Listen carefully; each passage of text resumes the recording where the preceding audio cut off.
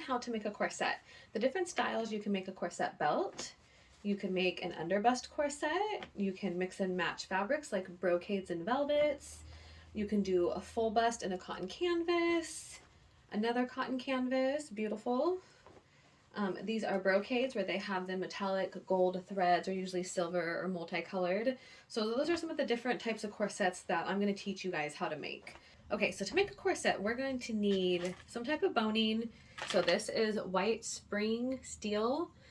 This is going to be used more for the fronts and the backs. If you want to use steel or metal, you can get a spiral for the sides that gives you a little bit more mobility, but this isn't great for all over. You need, you have a polyester boning you can get off of Amazon for about 25 yards for about $10.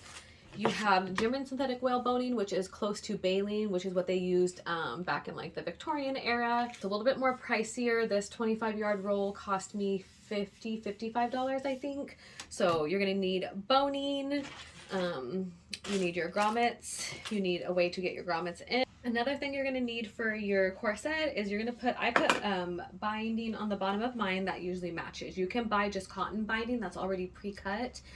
So when you make binding, here's your fabric. You're going to fold it. You have to cut it at a 45-degree angle to get a stretch. Some fabrics don't have stretch. So let's take a look real quick. So that doesn't really stretch.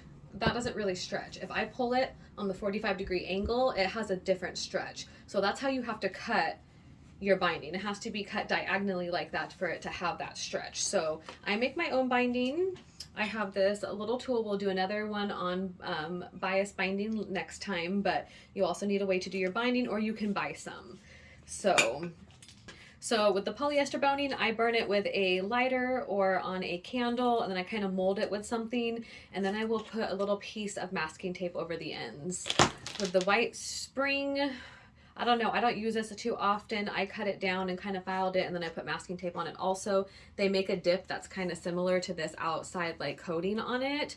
You can get that at Richard the Thread. And then here is the whale boning. It's just like really thick, nice plastic. This you can use like a little, I think they're called Dremels, or you can get a something to like sand it down. So I'm going to get the dip for this stuff, and then I will dip it. I'm not going to do that today, but yeah, you would just sand down the edges, make them round.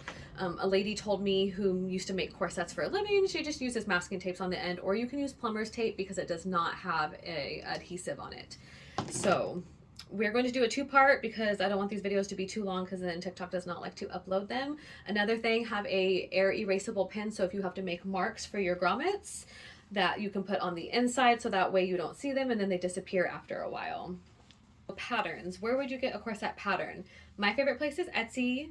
If you are crafty and you want to design a pattern, you can go to Fiverr, and there are pattern designers. I can drop my girls' information in the comments if somebody wants them, so just let me know. And then you can also go get like a simplicity costume design or costume pattern, and then you could just take and just do the top half and not have to do the skirt because it is a corset.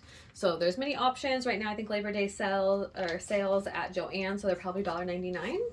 So yeah, those are your options for patterns. And then there's some other companies like Corset Making, and Bartha Nightingales, I think is her brand. So you just got to kind of look around, but Etsy would probably be the best place to go. You got to have a printer so you can print it out, and then you got to cut it and tape it together. So let's go to part 2 and let's make a corset.